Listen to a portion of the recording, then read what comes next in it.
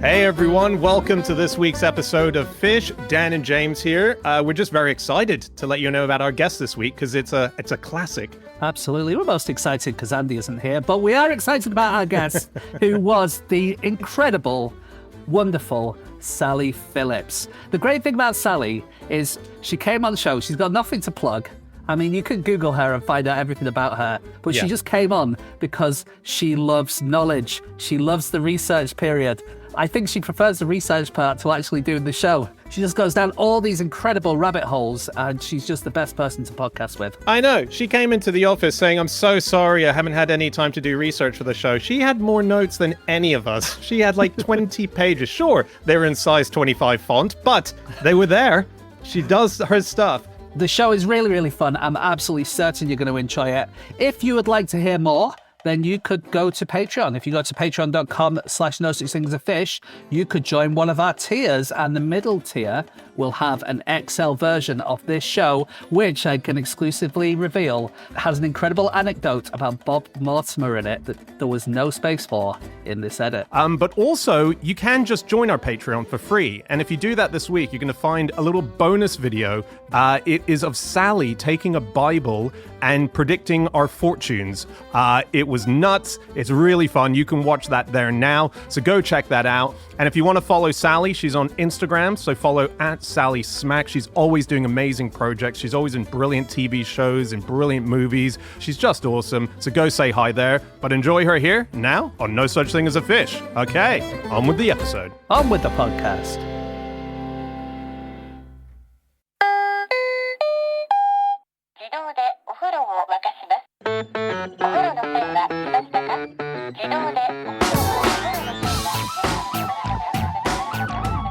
Hello and welcome to another episode of No Such Thing as a Fish, a weekly podcast coming to you from the QI offices in Holborn. My name is Dan Schreiber. I am sitting here with Andrew Hunter-Murray, James Harkin, and Sally Phillips. And once again, we have gathered around the microphones with our 4 favorite facts from the last 7 days. And in no particular order, here we go. Starting with fact number 1, and that is Sally. Well, I've been interested in Greenland for obvious reasons this week, and I came across the fact that Greenlanders start their New Year countdown 14,410 seconds before midnight. Brilliant. Well, you've got to make the time pass somehow. I imagine it's pretty cold and dark for a long time, and so that'll be a fun evening's activity. And that is because they currently are attached part of the Kingdom of Denmark, and Denmark celebrates midnight several hours before them. And so if they attach to the United States, they would be celebrating midnight and at 3 a.m. Right. They'd have to do Pacific, Eastern, Central, and Hawaii, presumably. Well, I thought I'd looked up Washington, how long it would be. 3 hours from Washington. It's another good reason not to do it. You know, we don't need any more reasons, but this New Year thing is not dissimilar to what I'm currently doing, which is the fake New Year at 8 p.m. for all the kids. And then you do the 12 p.m. and it's probably not too dissimilar a time difference. I will say, Sally, it's quite risky doing a section on Greenland because we did a section on Venezuela several weeks ago with Michael Palin, and then soon afterwards the unpleasantness We're just happened. working our way through all the new states, aren't we, of America? I find it really fascinating that he said it's about the oil, but they've got access to the oil and they're not taking it up. So it isn't. We know it isn't about. If he says it's about the oil, it's not about the oil, right? So what is it about? Is it about the fact that everything's going to melt? In which case, it's going to be a better place to be. There's a good theory. What's that? That it's about the Mercator projection. Yeah. The problem is, What's on so the Mercator, if you look at a flat map of the globe, the things that are further from the equator look bigger. So there's no doubt Greenland is extremely big. Oh, that's funny. It's extremely big, Greenland. It's the biggest island in the world if you're not counting Australia. No, well, that's not an island. That's not island. Right. That's a continent. And that's the tiniest continent. So it's the biggest. So Greenland's the biggest island in the world. It's the biggest island. Without caveats. But basically the problem is it looks 12 times bigger than it is. Like Really? It looks, and it's all because the Mercator projection is a very good way of making a 3D object flat, rendering it in a flat form. And it's thanks to a Flemish cartographer called Gerardus Mercator from several centuries ago. It looks as big as Africa on a flat map. It's really not. It is big, but it's nowhere near as big as it looks. I mean, it looks almost as big as North America. So what we need to do is change the map immediately to make things look a bit more accurate. It's bigger than Mexico, so it is big. It's big. It is big. And it means that Denmark is the biggest country that's wholly in Europe. So that's always a fun quiz question. It's like, apart from Russia, which is partly in Asia, what's the biggest country in Europe? And it's Denmark, even though it looks small because it has this huge territory. That's great. Yeah. Very good. That's very interesting. But hasn't it has belonged to America before? Or Greenland? No. I thought it was Eric the Red, and then... Well, he was various- Icelandic. So Yeah. he was expelled from Iceland for manslaughter. And the idea is that he called it Greenland to lure people there, because he thought that if he called it Greenland, people would want to go. More tourists would come. Isn't it great that there still exists on the map of the world a joke, a prank? Isn't that great? Yeah. Oh, that's really, really interesting. James, have you been there? It feels No, I haven't. I'd love to go one day. I've been to Yeah. Iceland a few times, but Yeah. it's just tricky to get to from here, isn't it? Because Is you it? have Yeah. to go to Denmark and then go back over. Yes. Yeah. Right. And I'd love to go over. It claimed on the internet that Inuit traditions coming back. One is tattooing your face when you get your first period. Okay. Wow. A specific kind of tattoo? Or... A specific, like dots between the eyes, that kind of thing. And childbirth, every child you have. And those traditions are coming back. Yeah. And what was the other really interesting? Oh, yeah, washing your hair with urine. Right. And I obviously was attracted by that fact. yeah. I went after that. And I found that James Cracknell's wife, Beverly, has been online. the talking, rower? Beverly Turner. Beverly Turner.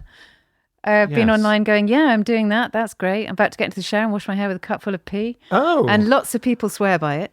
Is that true? Really? Yeah. And And what- so I much know- so that the Icelandic company, no, not company, students, Icelandic students have made a bar shampoo out of cow urine.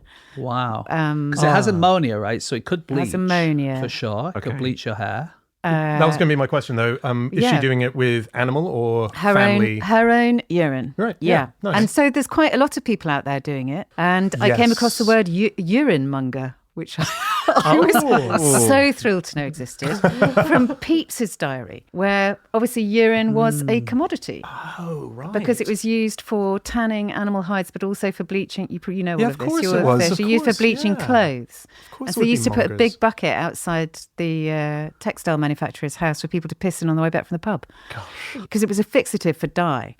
So if you were making very fancy clothes for queens and stuff, you would only use newborn baby piss. Oh, come So- on. That makes sense. This is what the internet says. Just prove me wrong, guys. Prove me wrong. I think we have the same sources. Because we did a fact ages ago, remember, about how the urine of redheads would be used in stained glass window because it had magical properties and it would just Oh, last really? longer. Yeah, yeah. When you say we Wow. did a fact. But newborn babies produce very little. I know. Imagine. Pee, Well, I you know, imagine but that made it all more that's why expensive, it's didn't it? expensive, Like yeah, you went to exactly. your Yeah. yeah. Supply and demand. There you Supply go. and demand. That was quite a In rabbit urine. hole, Sally, I have to say. Yeah. It's wonderful. Yeah. There's a thing that they're exporting from Greenland to Dubai, which is ice for their ice cubes, for their cocktails. So there's a startup company in Greenland that say that they have the purest of ice that you can possibly get. Black Yeah. ice, they call it. It's where you Yeah. go. It's It just sounds like it's got grit in it. The purest ice possible. Black ice. I know it's a Greenland situation again. Oh, yeah, It's a prank. It melts slower, apparently. It's part yeah. of the marketing I read. And they say it's quite environmentally friendly, is their pitch. Oh, yeah, It because doesn't sound like it. not many people have the pitch. This is clearly the worst thing we could be doing. We're going to sail our diesel boat out to a. Well, an here's the iceberg thing. and crack it. Come Greenland on. has to import a lot of stuff by boat, by diesel boat, right? So Right. you're sending in full boats, but you're leaving with nothing. So they're saying at least you're leaving with ice.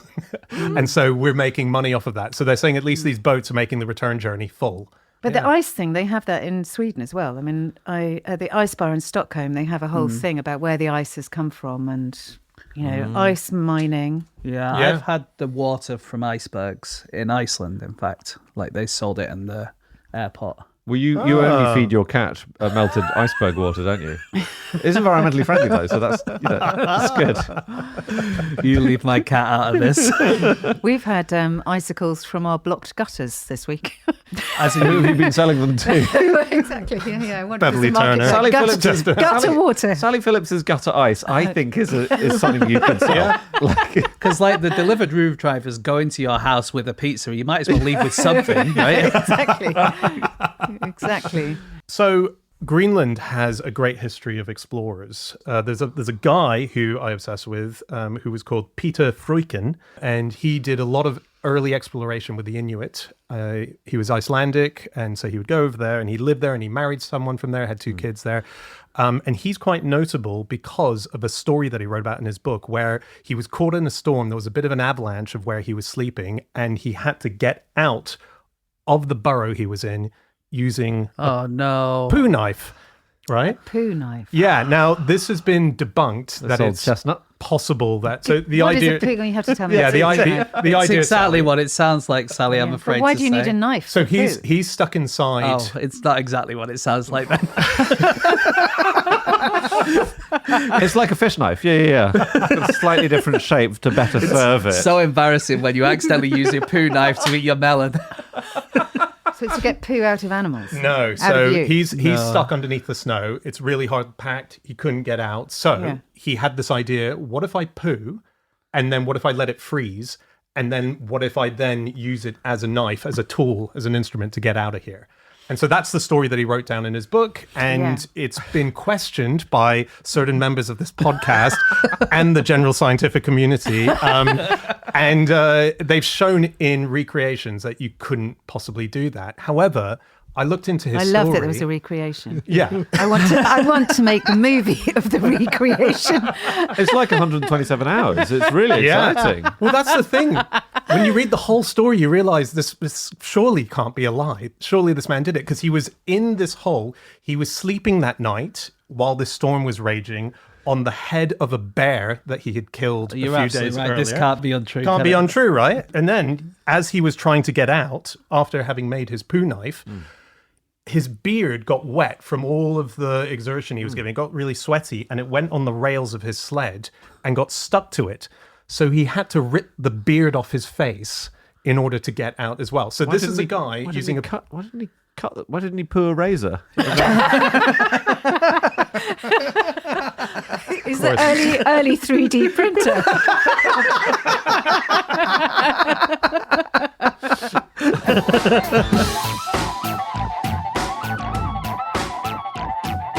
Stop the podcast! Stop the podcast. Hey everyone, this week's episode of Fish is sponsored by Thrive. That's right. Now, I don't know about you, Dan. I'm very busy. You're a busy man. There's work. There's hanging out with your loved ones. There's me trying to get my whittling off the ground. There are so many things that you want to achieve in 2026. I know you, Dan. You've got big plans. Huge plans. But everything is bigger than your time. Here's the thing. When you're busy as hell, a lot of things get compromised. For me, it's my food. It's eating. I can go for days on end without eating. And this is where today's sponsor comes in perfectly into your lives because Thrive provides incredible meals that do not take any time at all to prepare. They have amazing vegan, vegetarian options. They've got brilliant, I'm looking at the Thai coconut chicken soup with lemongrass, lime and fresh herbs. I mean, that's exactly the kind of meal I would dream of making at home. That's right. They're delivered to your door. They're ready to heat and eat in a few minutes. There are no ultra-processed foods. There are no artificial flavors. It's 100% natural ingredients, and it's prepared fresh in-house, and it tastes like it. You can really taste it. They've delivered 20 million meals across the UK. The menus have 100 meals to choose from each month. If you are busy and you want an hour back every day to start 2026 right, just go to Thrive, Thrive.co.uk/fish, and you will get 40% off your first box. You not only get 40% off that first week, but 20% off weeks 2 and 3. So make sure you use that offer code FISH. It's thrive.co.uk/fish. Okay, on with the podcast. On with the show.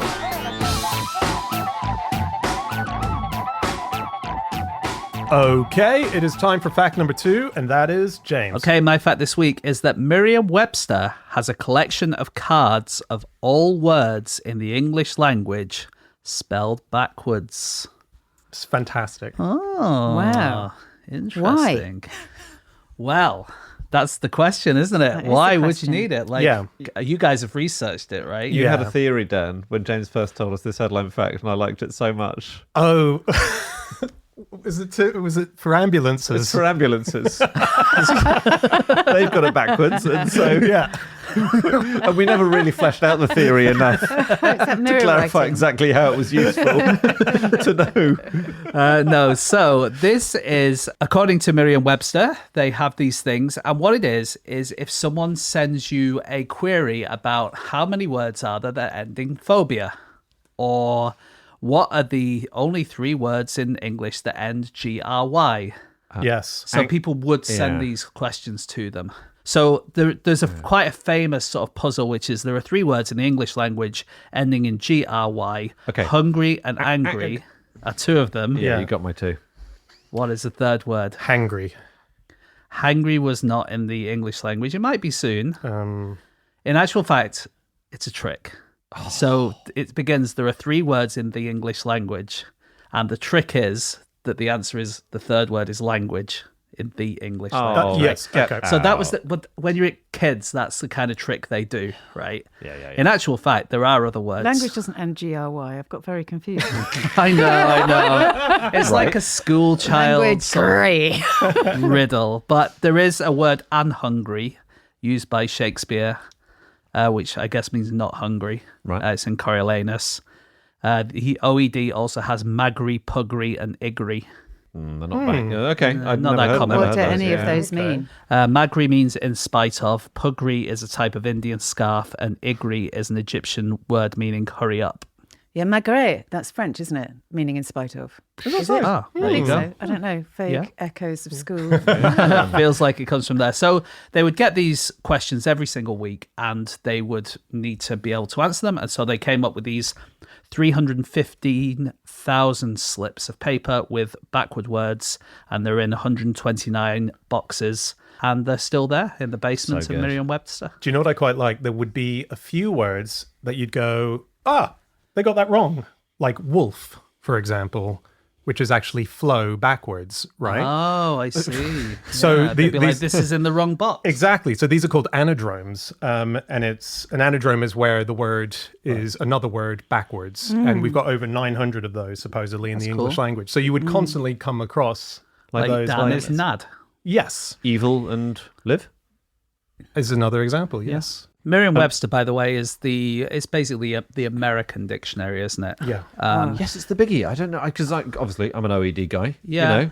Well, I emailed Susie Dent and asked her if we have the same thing at the OED. And she checked with her colleagues and said that they don't have it. She said it was a nice idea, but these days, because we have digital dictionaries and now AI can find all these things in a few seconds, they're probably not going to start it now. Shame because it's good for rhyming as well. Rhyming Yeah. dictionary. I look at them all the time on, you? online. Yeah, I do. yeah. A lot. When Oh, I'm yeah. writing. Yeah, I do. Yeah. Merriam-Webster, by the way, so founded by Webster brothers, but Noah Webster being the biggest character of that group and the one who really did most of the work on it. Fascinating life. Like he was a huge impact in America. He's sort of silently a founding father that doesn't really get mentioned much. For example, Alexander Hamilton and him worked closely on the Federalist paper, and he was in New York City because of Hamilton, but he doesn't appear, as far as I can tell, in that story, or maybe he does. I But don't he would have remember. been useful for all the rhymes and the rapping. That's what I thought. Like this guy probably taught this guy to rap. That these cards were the work of another guy called Philip Babcock Gove, who worked on the 3rd Webster's Dictionary. And he was quite controversial because he wanted to put slang in the dictionary. And until then, you didn't really have slang in dictionaries. And he basically listed almost all the popular swear words apart from the really, really strongest ones. Right. It was controversial, and that's the whole point about dictionaries is they're describing the way language is used, Yeah. rather than what you want Yeah. to be in the dictionary So or what's he was appropriate. prescriptive. Are there more prescriptive or descriptive dictionaries? Yeah, Are these there- days they're descriptive. But they used that's to the be point. prescriptive. Exactly, yeah, Right, yeah. right. And I was reading about the life of a lexicographer and Ooh. what it's like. You know how senior you are as a lexicographer depending on what words you're working on. So Wow. As you get more senior and more practiced, Get longer words? No. Shorter words? Shorter words. Really? The really hard ones to do are small words which can have many meanings. It's easy to know what a xylophone is. Right. But what does As mean? precisely? So there's a lexicographer called Corey Stamper. Yeah, no, oh, you know what? Yes. We can go shorter. There's a lexicographer called Emily Brewster who found a new meaning for the word and that was a big deal. Do you know what it was? I do. So it's when you're using a to mean a function word before a proper noun to show that a condition is new or unusual. I'm going to explain what I mean. So after the recording was over, a furious Schreiber challenged Harkin, right? Now what that would be is to show that Dan is not normally furious. A furious Schreiber, it's using it in that sense to show that that condition is new or unusual. Right. So that is a new sense of the word a. Wow. I know, and that's Well, it's not a new sense. It's a new writing down of a sense. What's a new meaning? As in, No, well, because we all that's knew always it. been used, Take right? it up with Emily Brewster. That's always been yeah, used. It's just she's just nailed it. classified it. Yeah, She's yeah. classified Yeah, it for the first time. But run in 2013, an OED lexicographer did the word run, and it took him 9 months. Yeah. It's just How long did it take him to do walk? Well, that's the word God, for example. Merriam-Webster had to revise that for a different, an unabridged version of their dictionary, and the person, I think it was Corey Stamper, was her name. Yep. She spent 4 months talking to everyone about what that word could possibly mean. She also did the word take, which took her a month. And she said it's so annoying because no one's ever going to really read it. So it's just there. It's the... That's true, because when you look in a dictionary, you want to look up a word in the dictionary. Usually it's a word you've never heard of. You don't really want to know all the different meanings of the word do you? I have rare. heard of people, writers reading dictionaries every day. Have you? Well, I've read the You've read the OED. dictionary? Yeah, we Have used to you? do it for QI all the time. Like when there's a new letter came up on QI, You'd read the whole- it would be someone's job, often Andy actually. You would go through them, the first to the last. Yeah. Write down all That's the quite a unusual claim, ones. isn't it? I've read the dictionary. It's like I've read the Bible. It's quite fun to read Yeah. the shorter letters are, like your J's and your K's. They're a bit shorter in the dictionary, and you know how tricky a series of QI was going to be by how short it was. Yeah. Because Yeah. there's almost nothing that begins with J. It's because it's a late letter to join the alphabet. So you think, gonna have a rough time here. Yeah. Get to O, easy. Well, one of those people currently working on X, I can tell you. Dan and I got out in time not to do X. Yeah. One thing dictionaries do a lot of these days is posting a word online. And, and this is a thing that Susie Dent does a bit of as well, is sort of posting a word. Like Susie will do a word that's to do with what's happening in the news or Like the time of year. Wobblegudgeon is a useless bastard who's the president, or it's some subtle reference like that. Yeah. But this is basically, I think Samuel Johnson is the first to do it. Really? Yeah, because there are a few jokes in Johnson's dictionary, and Johnson didn't write the first dictionary by quite a long stretch, but he would put in jokes like oats, a grain which in England is generally given to horses, but in Scotland supports the people. And I think he had like lexicographer, a harmless Yes. drudge or something like that. Didn't Exactly, He? yeah. But it was right. basically him having little jokes all the way through his dictionary. Well, Noah Webster did that. So the word cat was defined as the domestic cat needs no description. It is a deceitful animal and when enraged, extremely spiteful. Wow. Was that a joke or was that a pissed off? He was quite a curmudgeonly character, so that might be genuine anger. It's weird that they would just slip that in. They would break all the rules, their own rules that they were setting for this extraordinary tome, to just release a bit of anger. Takes a long time to write dictionaries. Yeah. The OED was published in 1928 and it was incepted. Well, they came up with the idea 70 years earlier. So it took 70 years. But the Brothers Grimm, they started the German dictionary in 1838 and it wasn't fully finished until 1961. Didn't know that they wrote the dictionary. They were linguists. Yeah. Before, well, they were like they didn't really write fairy tales. They just collected them from places. Yes. And the Swedish Academy Dictionary, that began in 1786, and the final word was put in 2023. Congratulations, guys. Amazing. Very cool. How many words are there in the English language then? Because I thought Well, there's 315,000 cards that are in the backward library. 315. Kind of depends how you count it. I mean, I know it's a Yeah. cop-out answer, but Yeah, but the nouns, verbs, adverbs, yeah. Interesting. Can I tell you one more thing about No. the OED? No, we've had enough. All right. Time for No, fact go on, number no, go 3. on. No, tell us what. Just that the OED has a vault of not yet words. Wow. Yeah, does it? And these are words that have been, I don't think it's actually kept in a basement, but it's basically where they keep words that have been pitched but not quite been accepted yet. Okay. So, and some of these words I think are arguable. You can argue the toss. Like Riz. Riz is a perfect example. Is that Okay. in wide Yeah. enough usage yet to qualify as a pinned down entry? what does Riz mean? If you don't Charisma. know. Yeah, charisma. Charisma. It's Riz. flirting, basically. You know, it's sort of, yeah. someone's got Riz. But entries 15 years ago in the OED vault, Dringle, which was the watermark left on wood by a glass of liquid, which is useful, but I've okay. never heard anyone use Dringle. No. Okay. Fergle, to feel in a pocket for a small object, just fergling. That just sounds like sex practice to me. What were they doing, Your Honour? Burgling out in the park. Yeah, what's his face from EastEnders in a lay-by?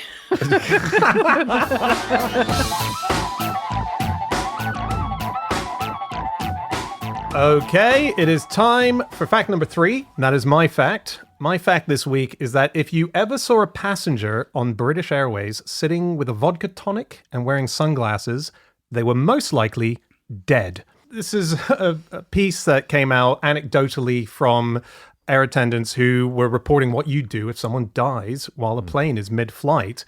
A lot of the things would be to just cover them up in their seat, move them to a seat in first class, or in this case, as reported by British Airways, you would put some sunglasses on them, pop a drink down in front of them. And also a copy of the Daily Mail I And a read in the copy of article the you sent me, yeah. Really? Yeah, because nothing makes you not want to talk to someone. Like I'm sitting there with a copy of the Daily Mail. Nothing saps your will to live like reading it. So it's kind of perfect. Yeah. I wonder if they count that in their circulation figures. Yeah, Because isn't that the thing with newspapers is that they bulk out their circulation figures by giving a load of them to airlines and say, Oh, really? thousands of people read them, but actually they're just giving them away for free. half of them are dead. Yeah. We're dead. That's Define read. It's a bit classless of them to call it circulation, given how tasteless that is. But but I think this is completely reasonable because the alternative is to have people carrying bodies through the cabin mid-flight. Like I don't think that's very. But the article you sensible. sent, it said, Yeah. we don't do that anymore. Yes, exactly. We don't do that anymore. Yeah, and what really made me laugh in that article is that the trainer was saying to the students, you cannot put a dead passenger in the toilet. It's not respectful. And it's not strapped in for landing. And that there were cases of bodies getting rigor mortis and they couldn't get them out of the toilet. Yes, okay. Well, Just psychologically, though, Andy, if you're sat on a plane next to someone who's just died, the last thing I want is them coming over and popping some sunglasses. Getting a free vodka tonic. Yeah. It's outrageous. Spend the whole trip going, are you reading that? Can I?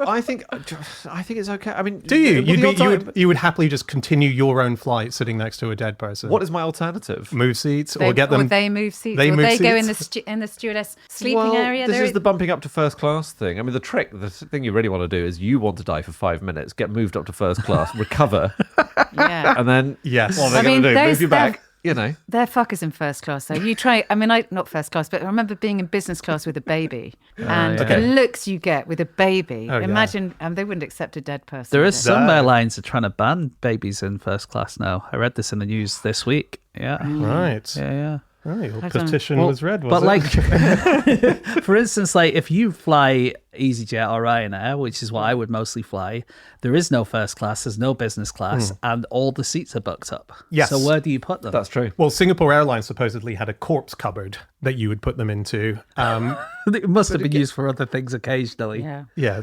people's suits that needed hanging up. Again, I think it's completely reasonable. Supposedly, Virgin will clear 4 seats in economy and lie the person down over there. But this is a thing that, of course, happens because if you've ever been on a long haul flight, you've probably been sharing it with someone who's died and is being repatriated. It's just a thing you have to do. But they'll be And underneath. They'll be in the hold. They won't, Yeah. I don't know about the hold, but they won't be in the cabin with the rest of the passengers, obviously. But there was a case only a few weeks ago. There was an 89-year-old passenger. She, with her family, her younger family, boarded an EasyJet flight at Malaga, but she boarded while dead.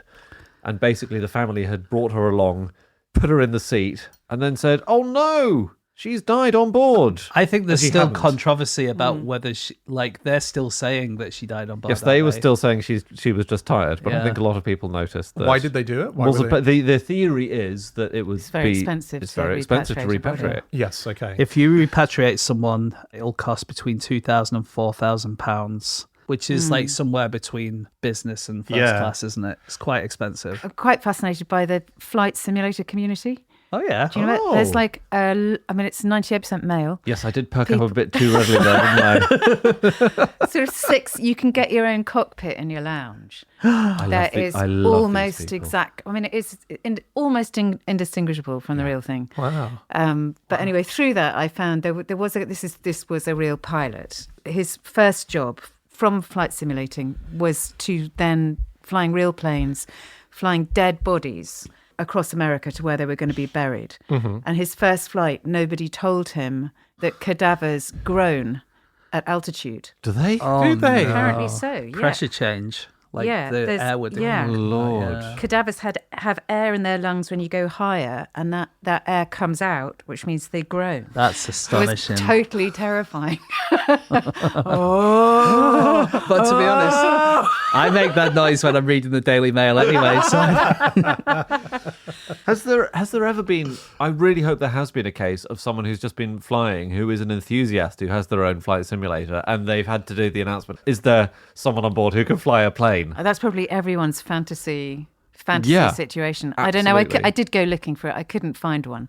I found that about 27% of the flight simulation community have had a pilot's license at some Okay, point. okay. Oh, okay. Leaving There's us quite a talking significant amount 73% who who don't. But there's also a gay and lesbian and trans, quite active flight sim community. Okay. Okay. Simming, and they talk about really enjoying sightseeing, and they'll go and all fly together, like across the Masai Mara and things like nice. that. And because there's great Because you're all doing the same simulation at the same time. at the same time. and when you're on the Yeah. simulation, you can see the actual. see the actual animals Ah. because there's drones and things like that. I mean, I used to play a bit of Flight Simulator. You surprise me not at all. It's really. Your dad, Sally. My dad worked for British Airways. Yeah, that's quite cool. So you had Yeah, a. You well, it must have had a was childhood. glamorous then. Yeah. It was glamorous. When are we talking? Then he started working for them in the 60s. Cool. I've not really engaged with that. I've been very selfish and not asked my father that much about his job. But I did this morning because it was. I said, "Can you tell me any stories about people dying?" And he said, "No, I can't." I said, "What kind of stories have you got?" And he has lots of stories about heroic stewardesses. So Okay. I wanted to be a stewardess because they struck me as fantastically glamorous. Yeah. There was a story. I remember being told, I don't know if it's true or not, about Starbum, a stewardess who rescued a flight because the plane took off, I can't remember where from, and the toilets have a cap on anyway, this cap was not on the toilet. So when the plane took off, she went to the toilet before the lights went on for the passengers to be able to use it. Perks of the job. And perks of the job. Yep. And it sucked her in. And so she was then keeping the pressure. But that blue stuff, the blue bleach, is very, very acid and corrosive. And so it tattooed a star shape on her. I mean, obviously they landed quite quickly afterwards, but it's like the little boy with the thumb in the dike. Wow. The air stewardess with the bottom in the toilet What a- saved the plane from What a catastrophe. story for that tattoo. It's But so we- often people Yeah. like, why do you have that tattoo? Well, I was Well, just drunk in But we- Cambodia. Yeah. But this is like We have all wow. these sort of stewardess heroine stories, like Amazing. Muhammad Ali on a plane, a stewardess coming up saying, "Mr. Ali, you need to use your seatbelt." And him saying, "Superman don't need no seatbelt." And her saying, "Superman don't need no plane, Mr. Ali." Lovely. It's very good. And, Lovely. God, I'm quite scared of flying, and I thought I was getting over it, and you've now added a new fear. The idea of if that seatbelt sign goes on, that I'm going to get mean, my it's a long ass time sucked down ago, through eh? the toilet. Can I give you another one, Dan? Yeah. This is my favourite BA flight ever. Okay. And this has recently, in fact, been featured on QI. So this is very exciting. This was the flight in I 1982. thought you weren't allowed to reuse facts. Well, I'm going to. Watch Go. me. Wow. If I had a nickel for every time I'd heard about the poo knife, all right? One of the most exciting BA flights ever is the one where they flew into an ash cloud by mistake. They're flying over Indonesia. And the plane sensors were fit to look for moisture in the air. If you're flying into a big storm, the plane sensors are looking for moisture. The ash from this volcanic eruption was dry, right? So all the ash landed inside the engine, melted, then solidified inside. So that all 4 engines stopped working. And the captain, Eric Moody, 41 years old at the time, made the now quite famous announcement. Ladies and gentlemen, this is your captain speaking. We have a small problem. All 4 engines have stopped. We are doing our damnedest to get them going again. I trust you are not in too much distress. Incredible, right? Do you know one of the reasons that flight was all right and everyone on board survived? Why? He had recently been on the simulator and done a simulation of a 4-engine failure. Wow. And they had to restart the engines. What they had to do, they had to wait for the engines to cool down enough for the ash to break off, and then they could restart them. Wow. But it took a long time, and they were trying to glide to the ground. And he had to do it. The ash had smashed up the windscreen and made it impossible to see through, so he had to land by being told the readings on the instruments and how close you are to the ground. Very cautious. Anyway, he very sadly died in 2024, but just before that, he was on QI. Yeah. And you can, if you look up the clip of QI, it's from, I can't remember what letter it is, S or T. U, there we go. He was on there for understatement for his lovely announcement. Wow. And it's a really cool moment on the show. That's incredible. Wow, right? that is cool. I bet they've got the visuals for that on Microsoft Flight. Yeah. I bet they do. Now. People would be desperate for that. Yeah, absolutely. Because they do ice on your windscreens when you're really? flying. On Flight Simulator? Yeah. Lovely. Yeah, depending on the They've temperature. upgraded it since I last played. So exciting. You need to get back on. I can't wait. It's a mere $6,000 to update your cockpit. I'm going to have to change my lounge as well. Oh. Do you guys remember that documentary about the fire festival that went horribly wrong? Yeah. One of the characters that just adds to the chaos of it all is a pilot who takes all of them around in a flight, and he'd never flown before. Purely on Flight Simulator was his thing. Do you listen to Black Box Down? No. It's a What's fantastic. that? It's a podcast about plane crashes. It's ended now, sadly, but every episode they did a different flight incident. And Well, what happened to it? How did it die? both hosts fell asleep very sadly. My wife is a pilot, a helicopter pilot. No. And she's obsessed with plane crashes. And I think Is that she? is, if you are a pilot, you do want to read about all the crashes because it kind of helps you know Yes. about what might happen. in You the want to read future. about, because it always is something so tiny that you might not have noticed. So you just, you want to get those little moments. Yeah. And the things that can go wrong are so strange and different. Yeah. Yes. But the point of that is that flying is incredibly safe. And the point about it is that you What we're trying to say here is it's safe. But that is true, that every Yeah. time something goes wrong, the airline and aviation industry is unbelievably good at absorbing the mistakes, learning from them, and implementing them for next There time. tries to be not so much like, I'm not going to tell anyone what happened because I'll get in trouble kind of thing. They have a community of like, we will try and be as open as possible to stop it from happening again. Yeah. Can I tell you something culturally that British Airways gave us? Sure. It is thanks to British Airways that we have the Beastie Boys. Beastie Boys, who you'll know, No Sleep Till Brooklyn, Fight for Your Right to Party, We know the Beastie Boys. Intergalactic, We know who the Beastie Mike Boys D, are. Adrock, MC8, yeah. So basically, they were struggling young hip-hop artists in New York, and they put out an EP, and they had a song on it called Cookie Puss, and BA used it on an advert without having asked for permission. So Beastie Boys sued BA. They got $40,000 for it, and that's what funded an apartment for them to live in New York and then start recording their main stuff. So Wow. they attribute that moment of BA doing that to their whole career. And what's it about? A cat called Cookie? Yeah, must be, surely. Nice. I don't know.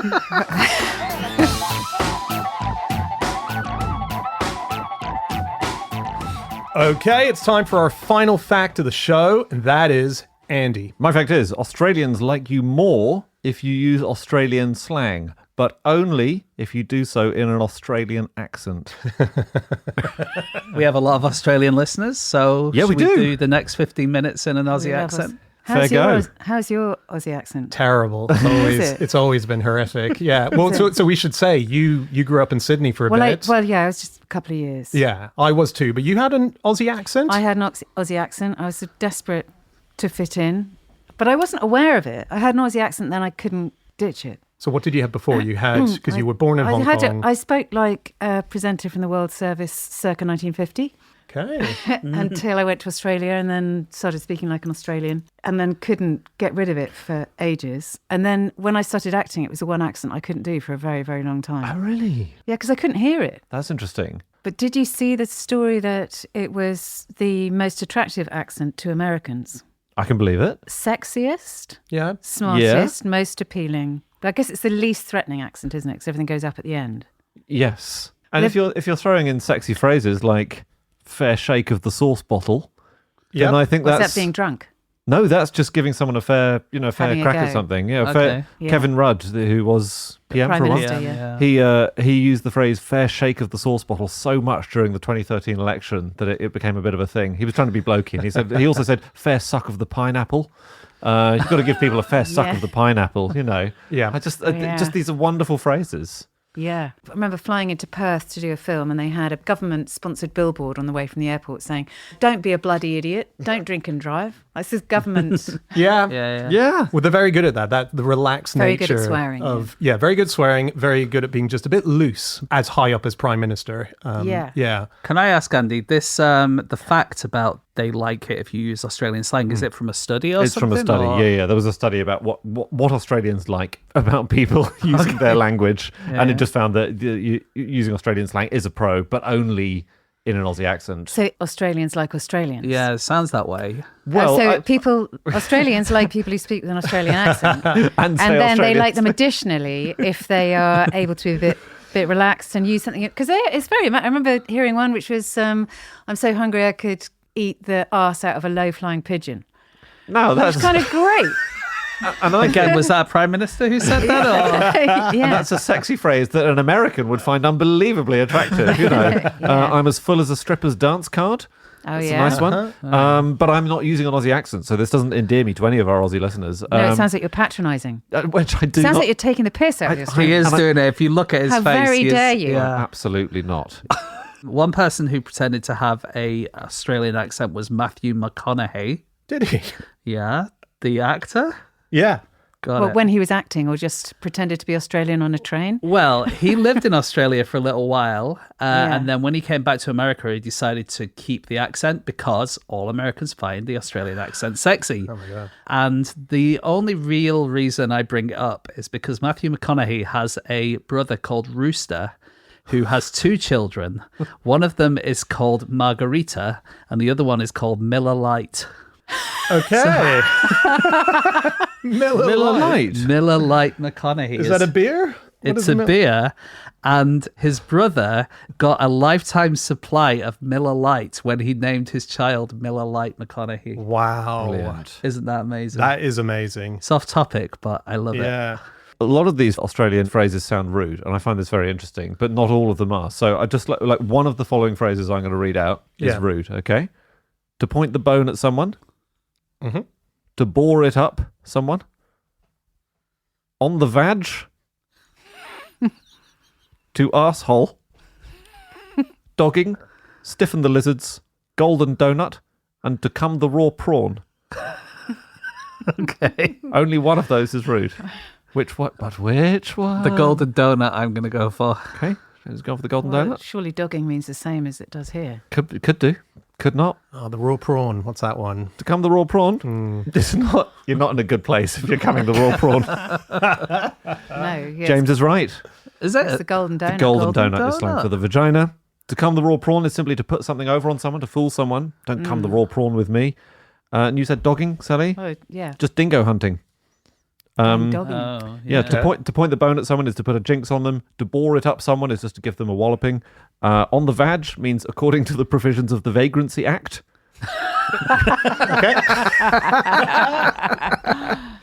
To arsehole is to dismiss someone peremptorily.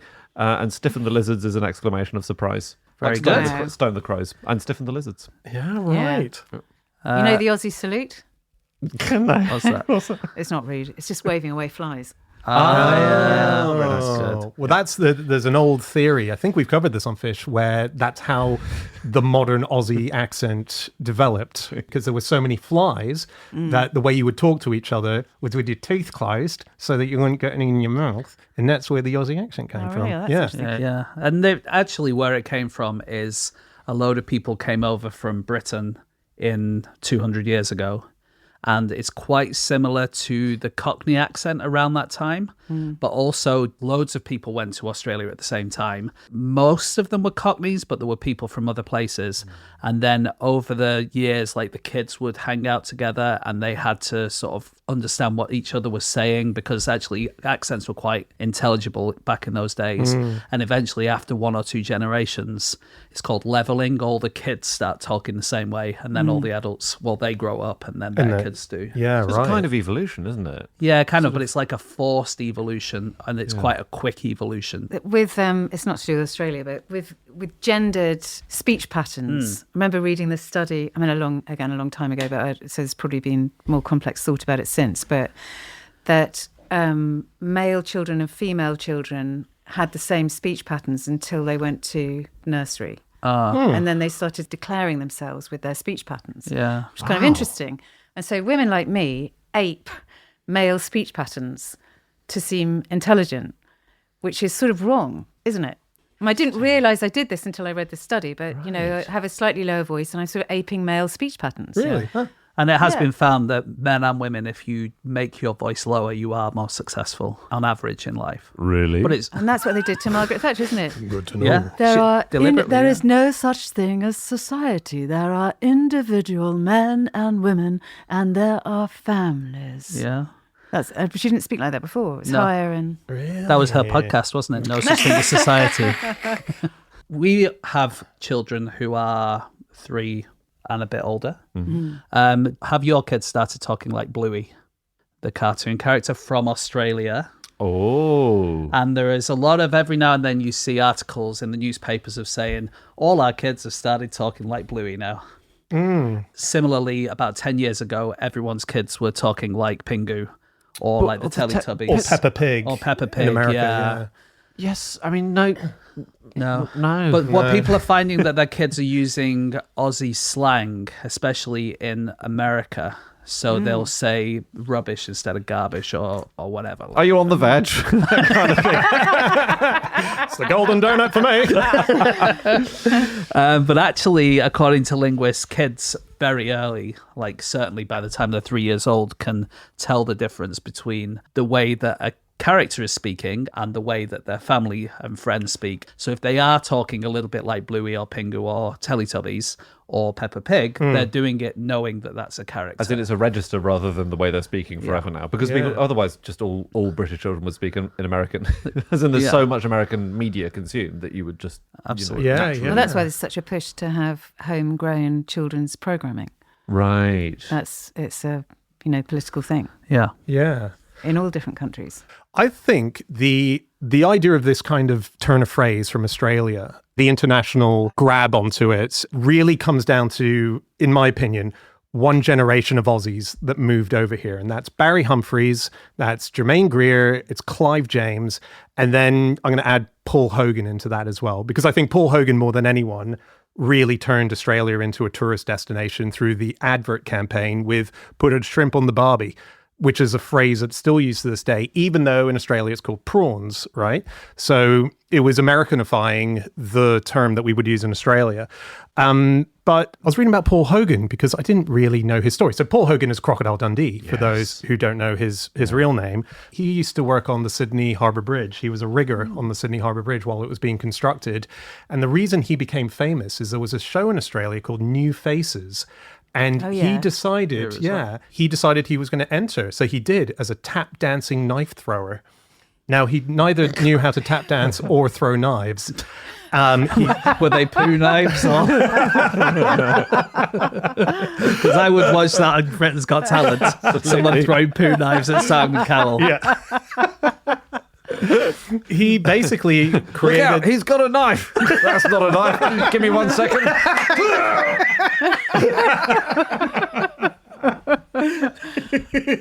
Yeah, he faked it. He did the audition and they said, let us see the act. And he said, oh, it's a pretty dangerous act. I'll have to do it on the night, but roughly this is what I'll be doing. And they went, that sounds great. Come on.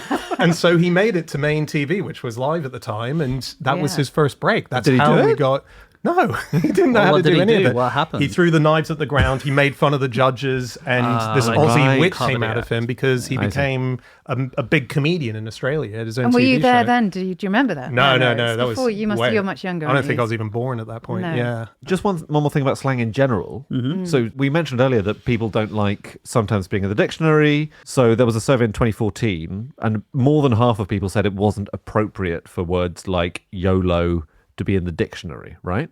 But I just love this. This was, I think, a YouGov thing. In order to survey people's knowledge of slang terms, they had to ask them, do you know what this slang term means? And they had to come up with alternatives of what these words might mean. Okay.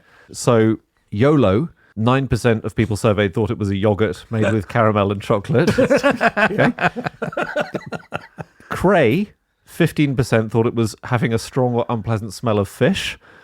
Brilliant. Crayfish. Yeah, lovely. Yeah. And it's crazy. We should say for Yep, absolutely. anyone who doesn't know that. Mansplain, as Dan just did about the meaning of cray. 28% thought that was a man who is especially plain. Mansplain. Still describes me. And finally, I love this one.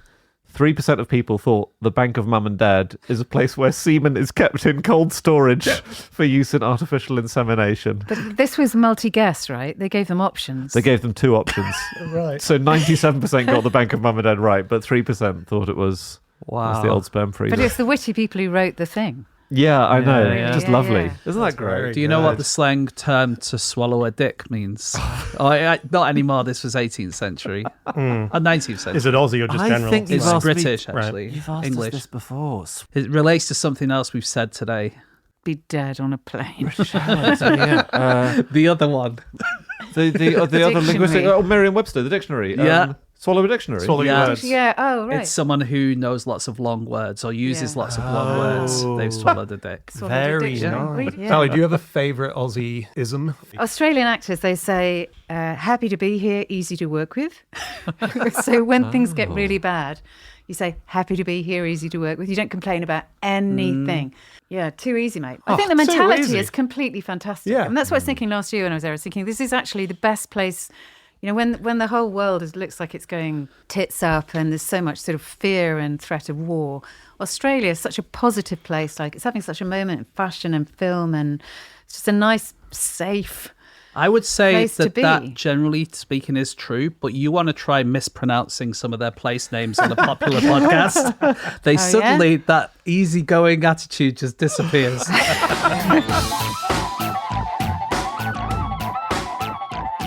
Okay, that is it. That is all of our facts. Thank you so much for listening. If you'd like to get in contact with any of us about the things that we have said over the course of this show, we can all be found on our online accounts. I'm on @Schreiberland on Instagram. James? My Instagram is no such thing as James Harkin. Andy? Mine is at Andrew Hunter M.